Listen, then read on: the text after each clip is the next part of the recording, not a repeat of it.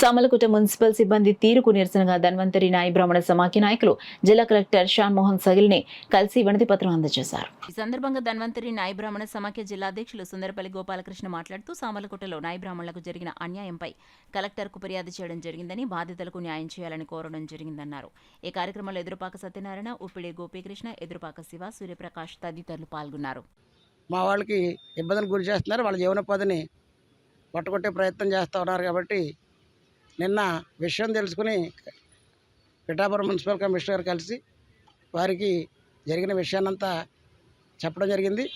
సాధ్యాసాధ్యాలు పరిశీలించి నేను మీకు న్యాయం చేస్తానని చెప్పున్నారు. అదేవిధంగా ఆ వ్యక్తి ప్రభుత్వాన్ని కూడా మోసం చేసే పద్ధతిలో స్పందన కార్యక్రమానికి వచ్చి అనేకసార్లు స్పందనలో పిటిషన్ పెడితే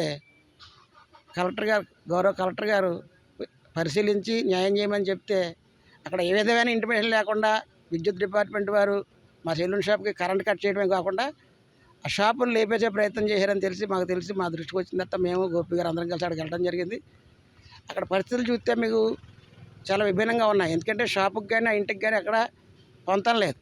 దీనికి షాపుకి ఇంటికి మధ్యలో చాలా దూరం ఉంది, చాలా ఖాళీ ఉంది. ఒక లారీ వెళ్ళొచ్చు, 2 బస్సులు వెళ్ళొచ్చు, అంత ఖాళీ ఉన్నా కానీ పగబట్టి మా వాళ్ళని అక్కడి నుంచి లేపేయాలని ఉద్దేశంతో చేసే కార్యక్రమం అని చెప్పే విషయాన్ని గౌరవ కలెక్టర్ గారు తెలియజేయాలని ఉద్దేశంతో ఈరోజు ఇక్కడికి వచ్చాము. ఎవరైతే గత 20 సంవత్సరాలుగా ఈ వ్యక్తి బెదిరిపాటి సత్యనారాయణ అనే వ్యక్తి అక్కడ పిల్లలు పోషించుకోవడం కోసం షాప్ నడుపుకుంటా ఉన్నారు.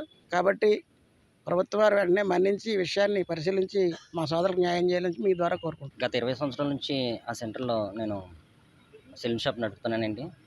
ఇప్పుడు అతను వెనకాల ఇల్లు కట్టుకొని షాప్ కట్టింగ్ ఉందని చెప్పేసి నన్ను షాప్ తీసేమని కొంచెం ఇబ్బందులు గురి చేస్తున్నారండి. నాకు భార్య, 2 పిల్లలు, తల్లిదండ్రులు పోషించుకోవాల్సింది ఆ షాప్లోనేనండి.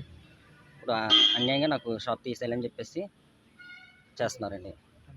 అంటే ఆయన మాంసం దుకాణం ఒకటి నడుపుతున్నాడంట. ఈ షాప్ తీసేస్తే ఆ మాంసం దుకాణం ఒకటి పెట్టుకోవాలనే ప్రయత్నం కూడా ఉంది. కాబట్టి దాన్ని ఖండించాలని చెప్పి కోరుతున్నాను.